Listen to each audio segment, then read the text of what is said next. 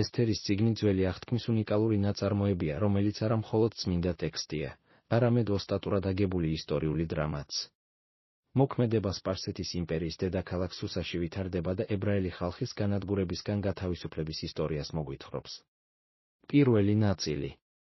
ესთერის აღზევება და ჰამანის შეთქმულება. პირველიდან მეოთხე თავებამდე. წიგნის პირველი ნაწილი მომავალი კონფლიქტის საფუძველს უყრის და მთავარ პერსონაჟებს წარადგენს. ყველაფერი მეფე ახაშვეროშის მიერ ორგანიზებული გრანდიოზული ნადიმით იწყება, სადაც დედოფალ ვაშტის დაუმორჩილებლობის გამო ტიტულს ჩამოართმევენ. ეს მოვლენა გზას უხსნის ესთერს, ახალგაზრდა ებრაელ ობოლს, რომელსაც მისი ბიძაშვილი მორდექაი ზრდიდა. სილამაზისა და ღვთისმადლის წყალობით, ესთერი ერთგვარ შეჯიბრში იმარჯვებს და სპარსეთის ახალი დედოფალი ხდება, მორდექაის რჩევით კი თავის წარმომავლობას მალავს. ცენტრალური კონფლიქტი მაშინ ვითარდება, როდესაც ახაშვეროში ამბიციურ დიდ ჰამას, რომელიც ყველასგან მუხლებზე დაჩოქებას მოითხოვს, ამბიციური დიდი კაცის დონეზე აღყავს. ებრაული კანონის ერთგული მორდექაი უარს ამბობს მეფის წინაშე თაყვანისცემაზე. ეს იწვევს ჰამანის მრისხანებას, რომელიც გენოციდის გეგმაში გადაიზრდება. ის არწმუნებს მეფეს, გამოსცეს ბრძანება იმპერიაში ყველა ებრაელის განადგურების შესახებ, თარიღის წილისყრით პურით დადგენის შესახებ. ამ კრიტიკულ მომენტში მორდექაი ესთერს მიმართავს. მისი სიტყვები მთელი წიგნის ცენტრალურ თემად იქცევა, განა ასეთ დროს არ მიაღწიეს სამეფო ღირსებას. ესთერი, რომელიც აცნობიერებს სასიკვდილო საფრთხის შესახებ, წარმოუდგენელ გამბედაობას ავლენს. ის თავის ხალხს მარხვისკენ მოუწოდებს და გადაწყვეტს მეფესთან დაუპატიჟებლად წასვლას, რაც კანონით დასჯად იქმედებაა, წარმოთქვამს ცნობილ ფრაზას, თუ დავიღუპები, დავიღუპები. ეს მონაკვეთი ხაზს უსვამს ღვთაებრივი განგების თემას, რომელიც ფარულად მოქმედებს გარემოებებისა და ხალხის ერთგულების მეშვეობით. ძველი აღთქმა. ესთერი. თავი პირველი. ეს მოხდა ახაშვეროშის დროს იმ ახაშვეროშისა, რომელიც მეფობდა 127 მხარეზე ინდოეთიდან მოყოლებული ვიდრე ქუშამდე. იმ დროს, როცა იჯდა მეფე ახაშვეროში სამეფო ტახტზე შუბანში სატახტოში, თავისი მეფობის მესამე წელს გაუმართალ ხინი თავის მთავრებს, თავის მორჩილს, სპარსელთა და მიდიელთა სარდლებს, ხელისუფალს და მხარეთა განგებელთ, და აჩენდა თავისი სამეფოს დიდებულ სიმდიდრეს და თავისი სიდიადის ბრწყინვალებას მრავალ დღეს, 180 დღეს. როცა ჩათავდა ეს დღეები, გაუმართა მეფემ მთელს ხალხს, ვინც კი შუშანში სატახტოში იყო, დიდსა და პატარას, 7დღიანი ლხინის სასახლის ბაღში. მრავალფერი ქსოვილები ეკიდა ბისონისა და ძოცის ძაფებით ვერცხლის რგოლებზე და მარმარილოს სვეტებზე. ოქროსა და ვერცხლის საწოლები იდგა ალებასტრით, მარმარილოთი სადაფითა და შავი მარმარილოთი მოფენილი იატაკზე. სასმელს ოქროს სასმისებით სვამდნენ, მრავალფრი სასმისებით. უხვად იყო სამეფო ღვინო, მეფეთა საკადრისი. წესისამებრ სვამდნენ, არავინ იყო დამძალებელი, რადგან ასე დაუდგინა მეფემ სახლთუხუცესებს, თითოეულის ნება სურვილისამებრ მოქცეულიყვნენ. ვაშტი დედოფალმაც გადაიხადა ლხინი ბანოვანთათვის მეფე ახაშვეროშის ერთ-ერთ სასახლეში. მეშვიდე დღეს, როცა ღვინომ გაამხიარულა მეფის გული, უბრძანა მეჰუმანს, ბიზეთას, ჰარბონას, ბიგთას, აბაგთას, ზეთარს და ქარქას 7 საჭურის, მეფე ახაშვეროშის წინაშე მომსახურეთ, მოეყვანათ ვაშტი დედოფალი მეფის წინაშე სამეფო გვირგვინით, რომ ეჩვენებინა ხალხებისთვის და მთავრებისთვის მისი სილამაზე, რადგან მშვენიერი იყო სახით. არის სურვა ვაშტი დედოფალმა მისვლა მეფის ბრძანებაზე, საჭურისების პირით რომ ეცნობა. დიდად გაწყრა მეფე და რისხვით აინთო. უთხრა მეფემ ბრძენკაცებს, დროჟამის მცოდნეთ, რადგან ასე წყდებოდა სამეფო საქმე რჯულისა და სამართლის მცოდნეთა წინაშე. მისი დაახლოებული პირები კი იყვნენ, ქარშენა, შეთარი, ადმათა, თარშიში, მერესი, მარსენა და მემუქანიშვილი სპარსელი და მიდიელი მთავარი, მეფის პირის მხილველნი და პირველ ადგილზე მჯდომელნი სამეფოში, რისი ღირსია ვაშტი დედოფალი რჯულის მიხედვით, რომ არ შეასრულა მეფე ახაშვეროშის ბრძანება, საჭურისების პირით რომ ეცნობა. თქვა მემუქანმა მეფისა და მთავრების წინაშე, არა მხოლოდ მეფე გააწბილა ვაშტი დედოფალმა, არამედ ყველა მთავარი და ყველა ხალხი, ვინც კი მეფე ახაშვეროშის მთელს სახელმწიფოში ცხოვრობს. რადგან მიუვათ დედოფლის ამბავი ქალებს და ისინიც დაამცირებენ თავიანთ ქმრებს, იტყვიან, ვაშტი დედოფლის მიყვანა ბრძანა მეფე ახაშვეროშმა თავის წინაშე, მაგრამ არ მივიდაო იგი. ამიერიდან სპარსელ და მიდიელ მთავართა ცოლები, რომლებიც შეიტყობენ დედოფლის ამბავს, შეეპასუხებიან მეფის მთავრებს. ბევრი დამცირება და წყენა შეგხვდება. თუ მეფე ინებებს გაიცეს მისგან სამეფო ბრძანება, ჩაიწეროს სპარსელთა და მიდიელთა რჯულში უცვალებელად, რომ აღარ შევიდეს ვაშტი მეფე ახაშვეროშის წინაშე. ხოლო მისი დედოფლობა მეფემ სხვას მისცეს, მასზე უკეთეს. მოივლის მეფის ბრძანება მთელს მის სამეფოს, თუმცა ვრცელია იგი და ყველა ცოლი, აზნაური თუ მდაბიო, პატივისცემით მოეპყრობა თავის ქმარს. მოეწონათ ეს სიტყვა მეფესა და მთავრებს. მე მუქანი სიტყვისამებრ მოიქცა მეფე. დაუგზავნა წერილები სამეფოს სამთავროებს თითოეულ სამთავროს თავისი დამწერლობით და თითოეულ ხალხს თავის ენაზე, რომ ყოველი კაცი ბატონი ყოფილიყო თავის სახლში და თავისი ხალხის ენაზე ელაპარაკა. თავი მეორე. ამ ამბების შემდეგ, როცა დაუცხრა მეფე ახაშვეროშს რისხვა, გაიხსენა მან ვაშტი, მისი საქციელი და მასზე გამოტანილი განაჩენი. თქვეს მეფის მხლებლებმა, მისმა მსახურებმა, მოუძებნონ მეფეს ლამაზი ხმაწვილი ქალები. დააყენოს მეფემზე დამხედველნი თავისი სამეფოს ყველა სამთავროში, რომ თავი მოუყარონ ყველა ლამაზ ხმაწვილ ქალს შუშანში, სატახტოში და ჩააბარონ სადიაცო სახლში მეფის საჭურის, დიაცთა მცველს ჰეგეს, რომელიც დაურიგებს მათ ფერუმარილს. ქალწულმა, რომელიც თვალში მოუვა მეფეს, იდედოფლოს ვაშტის ნაცვლად. მოეწონა ნათქვამი მეფეს და ასეც მოიქცა. იყო ერთი იუდაელი კაცი შუშანში, სატახტოში, სახელად მარდოქაი, ძე იაირისა, ძისა შიმკისა, ძისა კიშისა, ბენიამინელი, რომელიც გადასახლებული იყო იერუსალიმიდან იექონიასთან, იუდას მეფესთან, ერთად გადასახლებულთა შორის, რომელიც ნაბუქოდონოსორმა, ბაბილონის მეფემ გადაასახლა. პატრონობდა იგი ჰადასას ანუ ესთერს, თავის ბიძაშვილს, რადგან არც მამა ჰყავდა მას, არც დედა. ტანადი და პირმშვენიერი იყო, ხმაწვილი ქალი. როცა დედ-მამა დაეხოცა, იშვილა იგი მარდოქაიმ. როცა გამოაცხადეს მეფის ბრძანება და დადგენილება და თავი მოუყარეს უამრავ ხმაწვილ ქალს შუშანში, სატახტოში და ჩააბარეს ჰეგეს, მაშინ მიიყვანეს ესთერიც მეფის სახლში და ჩააბარეს ჰეგეს, დიაცთა მცველს.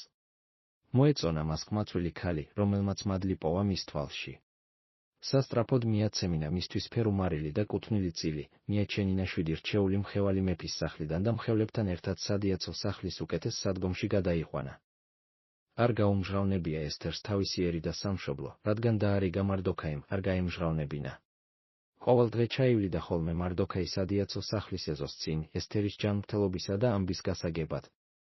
როცა მოუწევდა ხმაწვილ ქალს რიგი მეფე ახაშვეროშთან შესასვლელად 12 თვის ბოლოს, როგორც დაწესებული იყო ქალებისთვის, რადგან ამდენი ხანი სჭირდებოდა მათ დაზელვას, 6 თვე მირონის ზეთით და 6 თვე ბალსამონით და სხვა სადიაცო ნელსაცხებლებით, მაშინ შევიდოდა ხმაწვილი ქალი მეფესთან.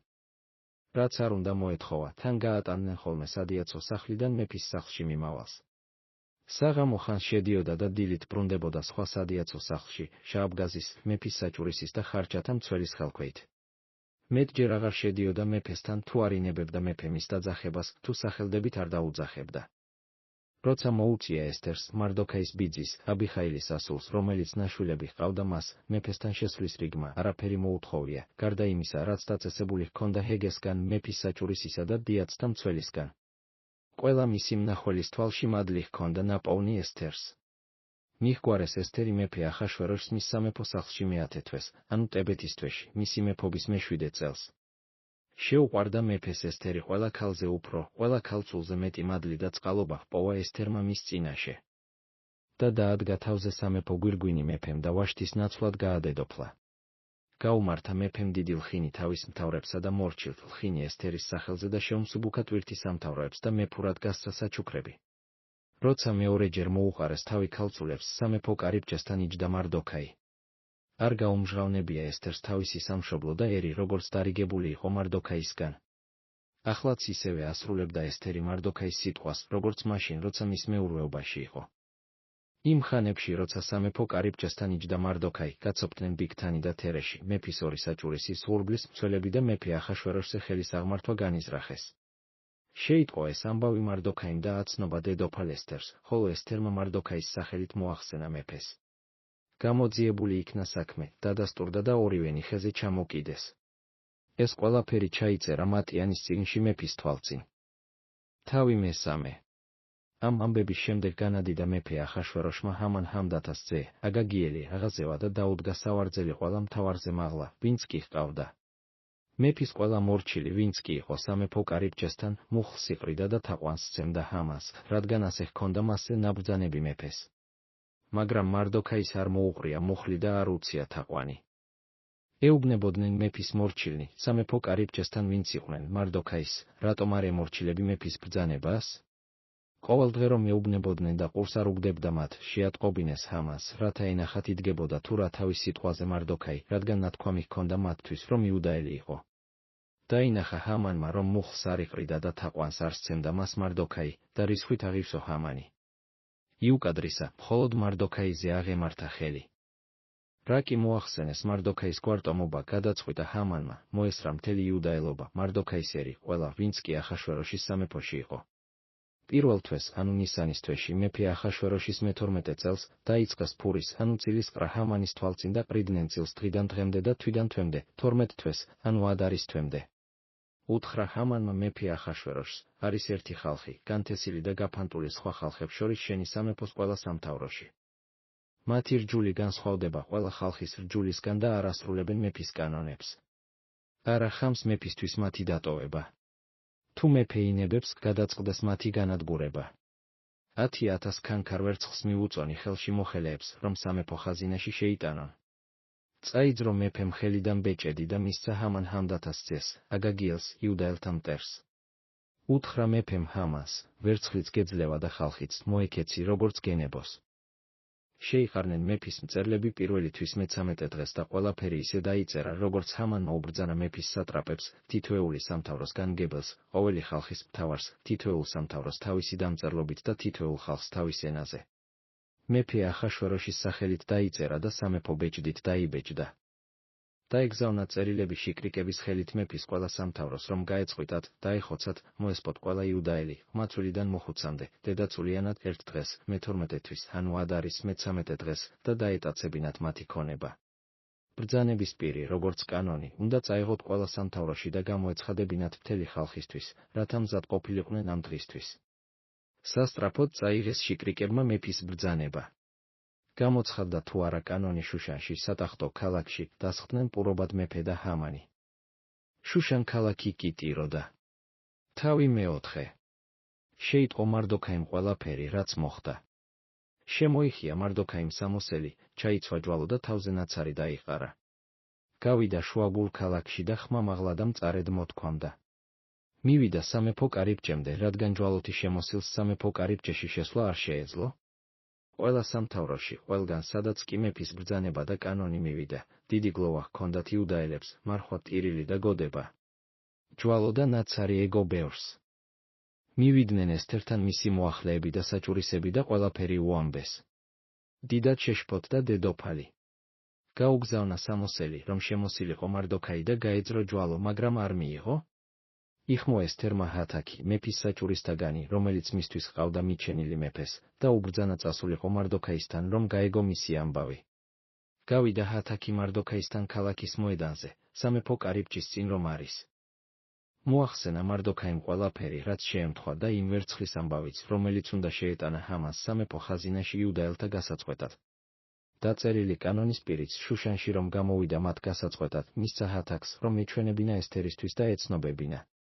დაავალა ესთერს, წასულიყო მეფესთან, რათა შევედრებოდა მას და პატიება გამოეთხოვა თავისი ხალხისთვის. მოვიდა ჰათაკი და მოახსენა ესთერს მარდოქაის ნათქვამი. უთხრა ესთერმა ჰათაკს და დააბარა მარდოქაისთან, მეფის ყველა მორჩილმა და მეფის სამთავროების ხალხმა იცის, რომ ყოველ კაცს თუ ქალს, ვინც კი დაუძახებლად შევა მეფესთან შიდა ეზოში, ერთი სასჯელი ელის სიკვდილი. მხოლოდ ის გადარჩება, ვისკენაც თავის ოქროს კვერთხს გაიშვერს მეფე. მე კი 30 დღეა, რაც მეფეს არ დავუძახივარ. მიუტანეს მარდოქაის ესთერის სიტყვები. უთხრა პასუხად მარდოქაიმ ესთერს, ნუ ფიქრობ გულში, რომ შენ ერთი გადარჩები მეფის სახლში იუდაელთაგან. რადგან თუ ახლა დაიდუმებ, სხვა მხრიდან მოვა იუდაელთა შვება და ხსნა, შენი მამის სახლი კი დაიღუპება. ვინ იცის, იქნებ ამჟამისთვის ეწიე დედოფლობას. უთხრა პასუხად ესთერმა მარდოქაის, წადი, თავი მოუყარე შუშანის მთელს იუდაელობას, იმარხულეთ ჩემთვის, არ ჭამოთ და არ სვათ 3 დღეს, არც დღისით, არც ღამით. მეც ვიმარხულებ ჩემს მხევლებთან ერთად, მერე წავალ მეფესთან, თუმცა წესი არ არის. თუ დავიღუპები, დავიღუპო. წავიდა მარდოქაი და ყველაფერი ისე გააკეთა, როგორც ესთერმა დაარიგა. მეორე ნაწილი. ბედისწერის შეცვლა და სამართლიანობის ტრიუმფი. მე-5-დან მე-7 თავებამდე. მეორე ნაწილი ავტორის ლიტერატურული ოსტატობის კულმინაცია, რომელიც ირონიასა და შებრუნებულ სიტუაციებს იყენებს. ესთერი მეფის წინაშე წარს დგება და მისი კეთილგანწყობის მოპოვების შემდეგ მაშინვე არ ამხელს თავის თხოვნას, არამედ ახაშვეროშსა და ჰამანს ორ ზედიზედ ნადიმზე იწვევს. ეს აძლიერებს დაძაბულობას და ასუსტებს ჰამანის სიფხიზლეს, რომელიც თავისი სიამაყით უკვე ამზადებს სახრჩობელას მორდექაისთვის, დარწმუნებული თავისი აბსოლუტური გამარჯვების რეალობაში. გარდამტეხი მომენტი ორ ნადიმს შორის ღამეს დგება, როდესაც უძილო მეფე მატიანეების წაკითხვას ბრძანებს. როდესაც ახაშვეროშმა შეიტყო, რომ მორდექაიმ ერთხელ შეთქმულებისგან იხსნა და არ დაჯილდოვდა, ჰამანს ანდობს თავისი უდიდესი მტრის პატივისცემის საქმეს. ეს ჰამანის დაცემის დასაწყისს აღნიშნავს. მეორე ნადიმზე ესთერი საბოლოოდ ამხელს თავის ნამდვილ ვინაობას და ამხელს ჰამანს, როგორც ვერაგ მტერს, რომელიც საფრთხეს უქმნის მის და მისი ხალხის სიცოცხლეს. მეფე განრისხებულია, როდესაც შეიტყობს საყვარელი ადამიანის ღალატის შესახებ. ამ სცენის ირონიულ და სამართლიან დასასრულს ჰამანს სიკვდილით სჯიან იმავე სახრჩობელაზე, რომელიც მან მორდექაისთვის ააგო. აქ ნათლად ჩანს ბიბლიური პრინციპი, ვინც სხვისთვის ორმოს თხრის, თავად ჩავარდება შიგ. სამართლიანობა იმარჯვებს, მაგრამ მთავარი საფრთხე სამეფო ბრძანებულება, რომლის გაუქმებაც შეუძლებელია ძალაში რჩება და საბოლოო აქტისთვის საფუძველს ქმნის. თავი მეხუთე. მესამე დღეს დედოფლურად შეიმოსა ესთერი და მეფის სახლის შიდა ეზოში გაჩერდა, მეფის სახლის წინ. მეფე კი თავის სამეფო ტახტზე იჯდა სამეფო სახლში, შესასვლელის პირდაპირ. როგორც კი დაინახა მეფემ ეზოში მდგარი დედოფალი ესთერი, მადლი ჰპოვა ესთერმა მის თვალში და გაიშვირა მეფემ მისკენ ოქროს კვერთხი, ხელში რომ ეჭირა. მიუახლოვდა ესთერი და შეეხო კვერთხის წვერს. უთხრა მეფემ, რა იყო დედოფალო ესთერ? რა სათხოვარი გაქვს? ნახევარი სამეფოც რომ იყოს მოგეცემა. თქვა ესთერმა, თუ მეფე ინებებს, მოგბრძანდნენ მეფე და ჰამანი დღეს ნადიმზე, რომელიც მოუმზადე მას. თქვა მეფემ, სასწრაფოდ დაუძახეთ ჰამანს, რომ შესრულდეს ესთერის სიტყვა. მივიდნენ მეფე და ჰამანი ნადიმზე, რომელიც გამზადებული ჰქონდა ესთერს. უთხრა მეფემ ესთერს ღვინისმის დროს, რა სათხოვარი გინდა რა ამაგისრულდეს? რას მეხვეწები? ნახევარი სამეფოც რომ იყოს, აგისრულდება. მიუგო ესთერმა და უთხრა, აი ჩემი სათხოვარი და სახვეწარი, თუ მადლი მიპოვნია მეფის თვალში და თუ მეფე ინებებს ჩემი სათხოვრის მოცემას და სახვეწარის ასრულებას, მოვიდნენ მეფე და ჰამანი ხვალ ნადიმზე, რომელსაც გავმართავ მათთვის.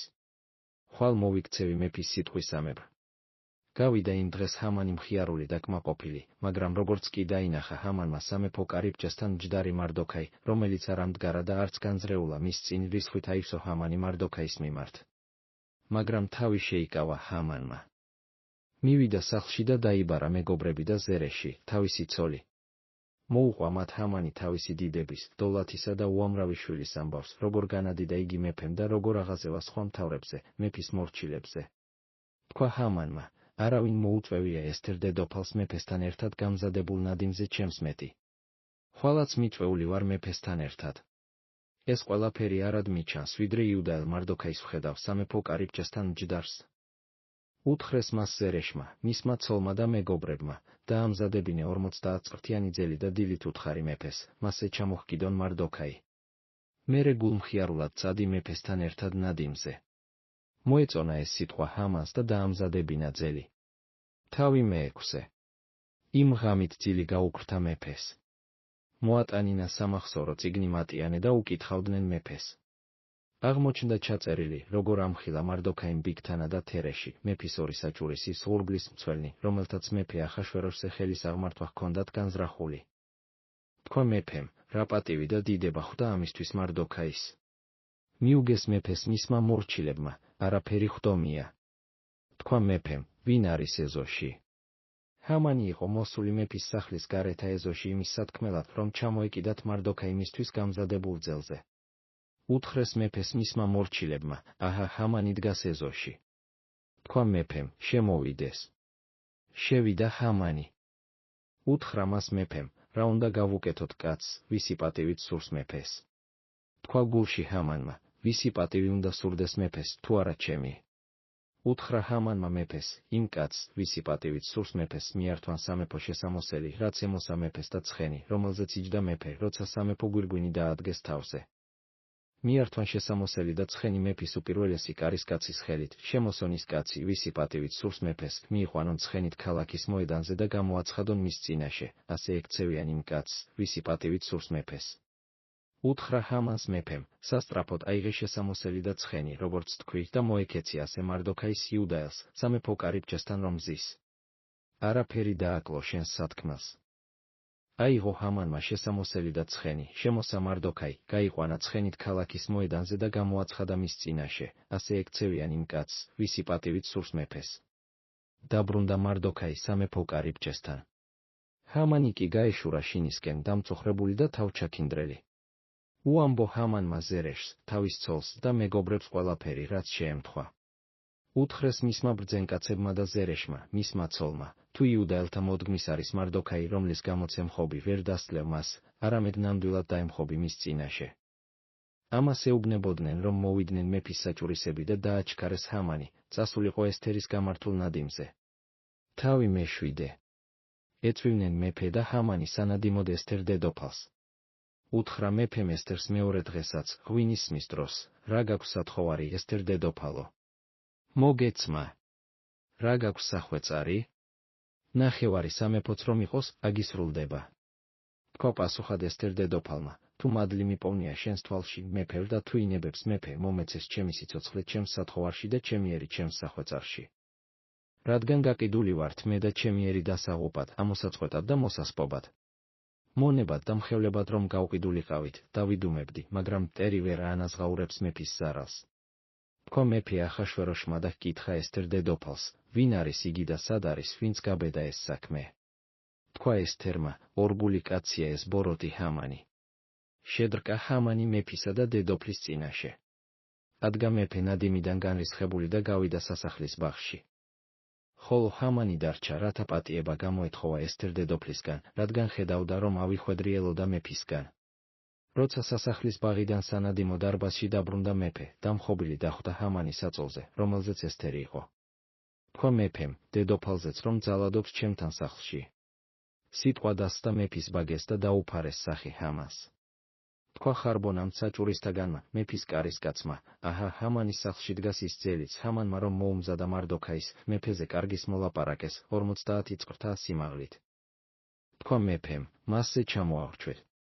ჩამოავრჩვეს ჰამანი იმ ძელზე მარდოქაისთვის, რომ ჰქონდა გამზადებული და დაცხრა მეფის რისხვა. მესამე ნაწილი. გამარჯვება და პურიმის დღესასწაულის დაწესება. თავები მერვედან მეათემდე. ბოლო ნაწილი ეძღვნება სამართლებრივი კრიზისის მოგვარებას და სასწაულებრივი ხსნის აღნიშვნას. რადგან სპარსული დადგენილებები უცვლელი რჩება, არტაქსერქსე მორდექაის და ესთერს უფლებამოსილებას აძლევს, დაწერონ ახალი დადგენილება. ის ებრაელებს აძლევს უფლებამოსილებას, დაიცვან საკუთარი სიცოცხლე და მოიგერიონ დამპყრობლები დანიშნულ დღეს. ეს იწვევს სულიერ ამაღლებას ებრაელებში და შიშს მათ მტრებში. მორდექაი ხდება სამეფოში მეორე ყველაზე გავლენიანი კაცი და ესთერის გავლენა იზრდება.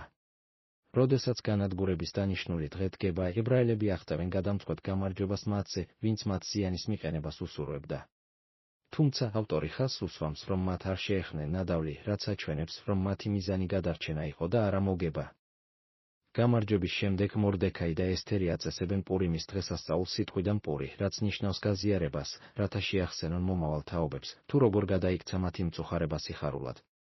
მეათე თავი შეიცავს მოკლე ეპილოგს, რომელიც აქებს ახაშვეროშის სიდიადეს და მორდექაის სამსახურის თავის ხალხს.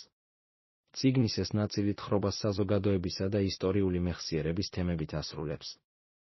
ესთერის წიგნი ბიბლიაში ერთადერთ წიგნად რჩება, რომელიც პირდაპირ არ ახსენებს ღვთის სახელს, თუმცა მთელი დასასრული მის უხილავ ყოფასა და მფარველობაზე მოწმობს. ხალხის ხსნა არა მხოლოდ სამხედრო წარმატებად, არამედ ღვთაებრივი წყალობის აქტადაც იქცევა, რომელიც ყოველწლიურად აღინიშნება როგორც სიცოცხლის სიკვდილზე ტრიუმფი. თავი მერვე. იმ დღეს მისცა მეფე ახაშვეროშმა ესთერ დედოფალს ჰამანის სახლი, იუდაელთა მტრისა. მარდოქაი კი იახლა მეფეს, რადგან გაუცხადა ესთერმა, თუ რა იყო იგი მისი. წაიძრო მეფემ ბეჭედი ჰამანისთვის წართმეული და მისცა მარდოქაის. ხოლო ესთერმა ჰამანის სახლის ზედამხედველად დაადგინა მარდოქაი. კვლავ ელაპარაკა მეფეს ესთერი და ემხო მის ფეხქვეშ და ატირდა. ემუდარებოდა გაეუქმებინა ჰამან აგაგიელის სიავე და განზრახვა, რომელიც იუდაელთა წინააღმდეგ ჰქონდა განზრახული. გაიშვირა მეფემ კვერთხი ესთერისკენ და წამოდგა ესთერი და დადგა მეფის წინაშე. თქვა, თუ მეფე ინებებს, თუ მადლი მიპოვნია მის წინაშე, თუ მოსაწონია ეს საქმე მეფისათვის და მეც კეთილად ვჩამარ მის თვალში, უკანვე იქნას გამოთხოვილი წერილები ჰამან ჰამადათას ძის, აგაგიელის განზრახვა, რომელიც დაწერა მან მეფის ყველა სამთავროში მცხოვრები იუდაელების მოსასპობად. რადგან როგორ ვუყურო უბედურებას, რაც ჩემს ერს უნდა შეემთხვას, როგორ ვუყურო ჩემი მშობლიური ხალხის განადგურებას. უთხრა მეფე ახაშვეროშმა ესთერ დედოფალს და მარდოქაის იუდაელს, აჰა, ხომ მივეცი ესთერს ჰამანის სახლი, თავად კი ძელზე ჩამოუკიდე, რადგან იუდაელებზე აპირებდა ხელის აღმართვას. ახლა დაწერეთ, რაც გინდათ. დაწერეთ იუდაელთა გამო მეფის სახელით და სამეფო ბეჭდით დაბეჭდეთ, რადგან არ შეიცვლება მეფის სახელით დაწერილი და სამეფო ბეჭდით დაბეჭდილი წერილი. მაშინ დაუძახეს მეფის მწერლებს სივანისთვის 23 დღეს და ყველაფერი ისე დაიწერა, როგორც უბრძანა მარდოქაიმ იუდაელებს, მეფის ნაცვლებს, მხარეთა განგებლებსა და მთავრებს ინდოეთიდან ქუშამდე 127 სამთავროს, ყოველ სამთავროს თავისი დამწერლობით და ყოველ ხალხს თავის ენაზე, იუდაელებსაც თავიანთი დამწერლობით და თავიანთ ენაზე. დაწერა მეფე ახაშვეროშის სახელით, დაბეჭდა სამეფო ბეჭდით და დააგზავნა წერილები ცხენოსანი შიკრიკების სახელმწიფო ცხენსაშენში ნაშობ რაშებზე ამხედრებულთა ხელით, რომ მეფე ნებას აძლევს იუდაელებს, რომელ ქალაქშიც არ უნდა იყვნენ, შეიკრიბონ და დაიცვან თავი, მოსპონ, დახოცონ, გაწყვიტონ, ვინც კი არის მძლავრი ხალხში და სამთავროში, ვინც ავიწროებს მათ და მათ ცოლ-შვილს, და ნადავლად წაიღონ მათი ქონება. ერთი დღის მანძილზე მეფე ახაშვეროშის ყველა სამთავროში, მე-12 თვის, ანუ ადარის მე-13 დღეს. წერილის პირი უნდა გაეცათ, როგორც კანონი ყველა სამთავროში, ხალხისთვის გამოსაცხადებლად, რომ მზად ყოფილიყვნენ იუდაელები ამ დღისთვის მტერზე შურის საძიებლად. სახელმწიფო რაშებზე ამხედრებულმა შიკრიკებმა სწრაფად მიმოატარეს მეფის ბრძანება. კანონი კი შუშანში სატახტოში გამოცხადდა. გამოვიდა მარდოქაი მეფისგან ლურჯი და თეთრი ფერის სამეფო შესამოსელში, ოქროს დიდი გვირგვინით, ბისონისა და წოწეული მოსასხამით. იჟინებდა და ხარობდა შუშან ქალაქი. იუდაელთათვის იყო ნათელი, სიხარული, შვება და ლხენა. ყველა სამთავროში, ყველა ქალაქში, ყველგან, სადაც კი მივიდა მეფის ბრძანება და კანონი, სიხარული და შვება ჰქონდათ იუდაელებს, ლხინი და საზეიმო დღე. ქვეყნის ბევრი ხალხი გაიუდაელდა, რადგან იუდაელთა შიშმა მოიცვა ისინი. თავი მე-9.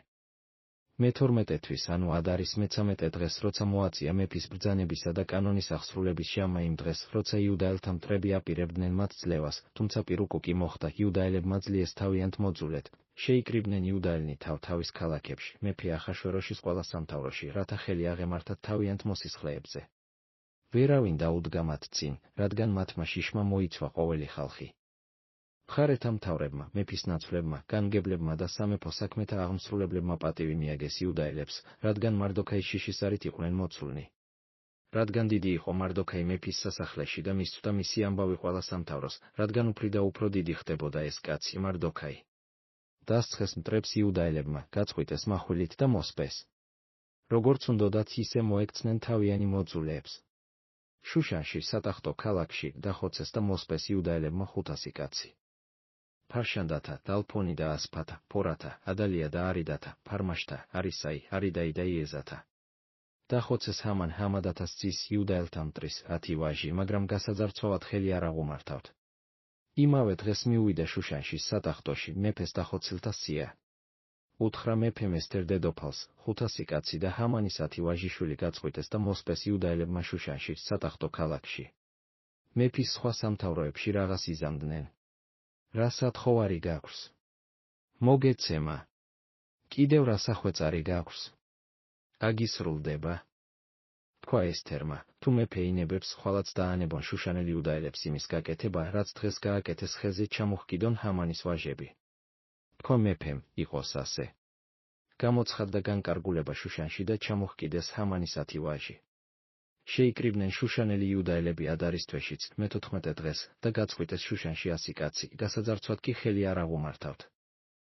შეიკრიბნენ დანარჩენი იუდაელნი, მეფის სამთავროებში რომ იყვნენ, დადგნენ თავის დასაცავად, რომ მოესვენათ მტრებისგან და ამოხოცეს თავიანთი მოძულენი 75,000 კაცი.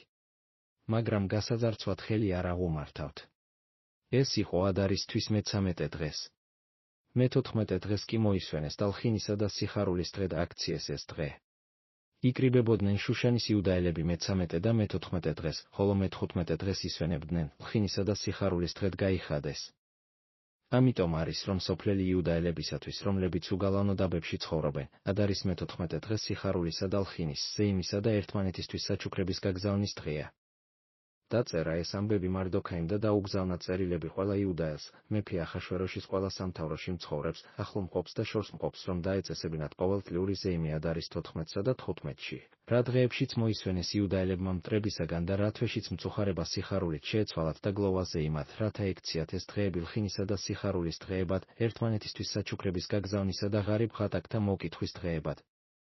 მიიღეს იუდაელებმა, რისი გაკეთებაც თავად დაიწყეს და რასაც წერდა მათ მარდოქაი, როგორც ჩაიფიქრა ჰამან ჰამდათას ძემ, აგაგიელმა, მთელი იუდაელობის მტერმა, იუდაელთა დაღუპვა და ჰყარა ფური, ანუ წილი, მათ გასაწყვეტად და გასანადგურებლად, როგორც წარუდგა მეფეს სიტყვით, რომ ჩამოეხრჩოთ მარდოქაი. მაგრამ მის თავზე მოიქცა ავი განზრახვა, რაც იუდაელებზე ჰქონდა ჩაფიქრებული და ხეზე ჩამოჰკიდეს იგი და მისი ვაჟიშვილები. ამიტომაც უწოდეს ამ დღეებს ფურიმი, ფურის, ანუ წილის სახელი.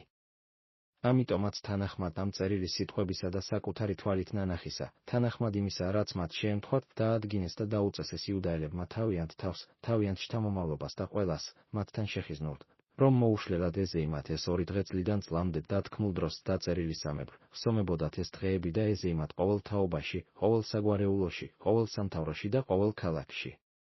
ფურიმის დღეები ყოფილიყო ეს დღეები, არ გაუქმებულიყო იუდაელთა შორის და არ გამქრალიყო შთამომავლობაში მათი ხსოვნა.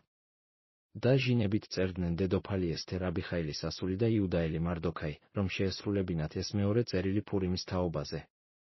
დაუგზავნა წერილები მთელს იუდაელობას, ახაშვეროშის სამეფოს 127 სამთავროში, მშვიდობისა და სიმტკიცის სიტყვები, რათა დაეცვათ ფურიმის ეს დღეები განსაზღვრულ დროს, როგორც დაუწესეს მათ იუდაელმა მარდოქაიმ და ესთერ დედოფალმა, როგორც თავად მათ დაუწესეს თავიანთ თავს და თავიანთ შთამომავლობას მარხვისა და მოთქმის დღეები. ესთერის ბრძანებამ დააწესა ეს ფურიმი და წიგნშიც ჩაიწერა. თავი მე-10. დაადო ხარკი მეფე ახაშვეროშმა ქვეყანას და ზღვის კუნძულებს. მისი სიკვდილისა და გმირობის საქმე, მარდოქაის დიდების ამბავი, როგორ განადიდა იგი მეფემ, მიდიელ და სპარსელ მეფეთა მატიანეშია ჩაწერილი. რადგან იუდაელი მარდოქაი მეორე კაცი იყო მეფე ახაშვეროშის შემდეგ იუდაელთა შორის განდიდებული და დაფასებული თავის მრავალრიცხოვან მოძმეთა შორის, სიკეთის მაძიებელი თავის ერისათვის და სიტყვის შემწევი მთელი თავისი მოდგმის სამშვიდობოდ.